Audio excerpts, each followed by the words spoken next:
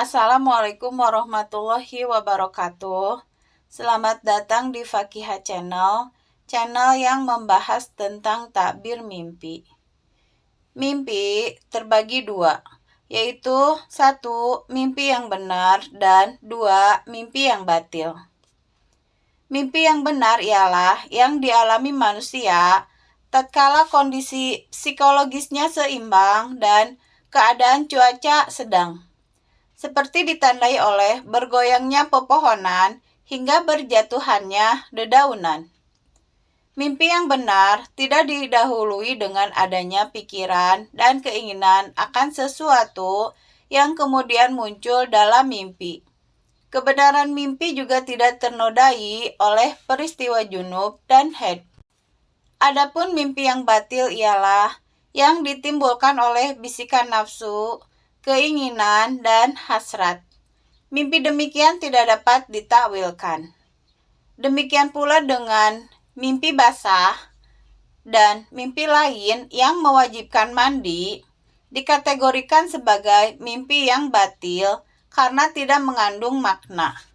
Sama halnya dengan mimpi yang menakutkan dan menyedihkan karena berasal dari setan.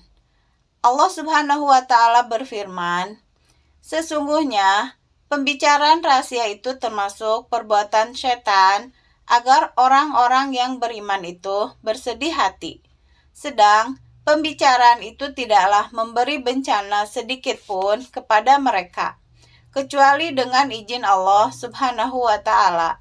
Dan kepada Allah hendaknya orang-orang yang beriman bertawakal." Quran Surat Al-Mujadilah ayat 10.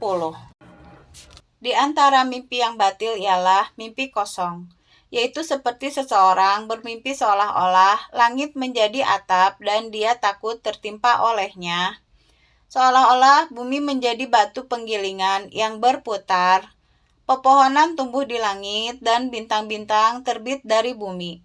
Setan berubah menjadi malaikat, gajah berubah menjadi semut, dan mimpi lainnya yang tidak mengandung makna. Mimpi batil ialah yang dialami oleh manusia ketika kondisi psikologisnya tidak stabil.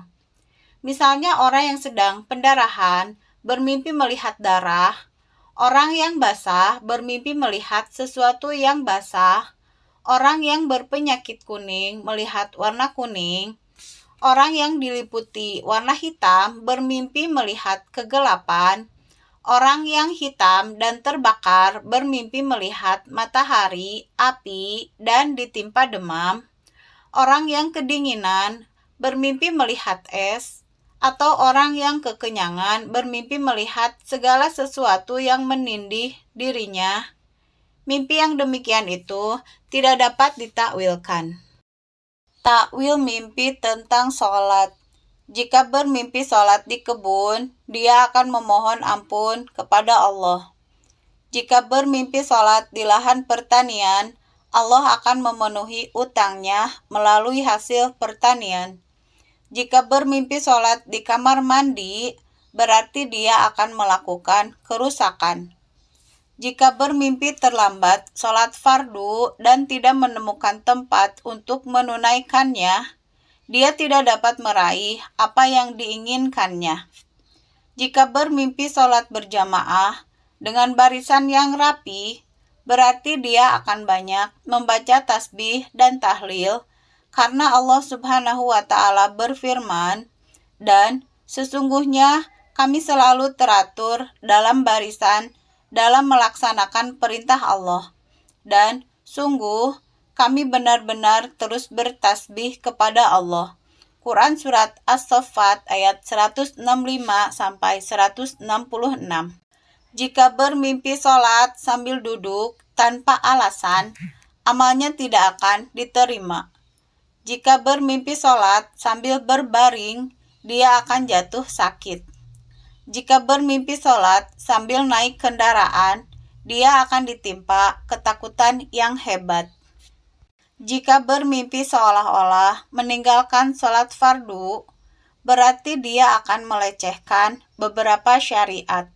Bermimpi sujud menunjukkan keuntungan tobat dari dosa yang tengah dilakukan seseorang, keberhasilan dalam meraih kekayaan, usia yang panjang, dan keselamatan dari bahaya. Jika bermimpi sujud kepada selain Allah, kebutuhannya tak dapat dipenuhi. Jika sedang berperang, dia akan kalah. Jika pedagang, dia akan merugi.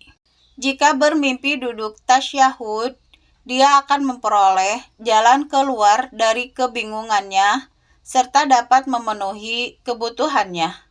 Jika bermimpi membaca salam dan menyelesaikan sholat secara sempurna, dia akan terlepas dari kebingungannya. Jika bermimpi sholat menghadap Ka'bah, menunjukkan keistiqomahan agamanya. Jika bermimpi tidak dapat mengetahui arah kiblat, dia akan kebingungan dalam menghadapi persoalannya. Jika bermimpi sholat dengan menghadap selain kiblat, dengan mengenakan kain putih sambil membaca Al-Quran sebagaimana mestinya, dia akan dianugerahi kemampuan berhaji. Karena Allah Subhanahu wa Ta'ala berfirman, "Kemanapun kamu menghadap, di sanalah wajah Allah." Quran Surat Al-Baqarah ayat 115. Terima kasih sudah menonton channel ini. Jumpa lagi di tema selanjutnya. Assalamualaikum warahmatullahi wabarakatuh.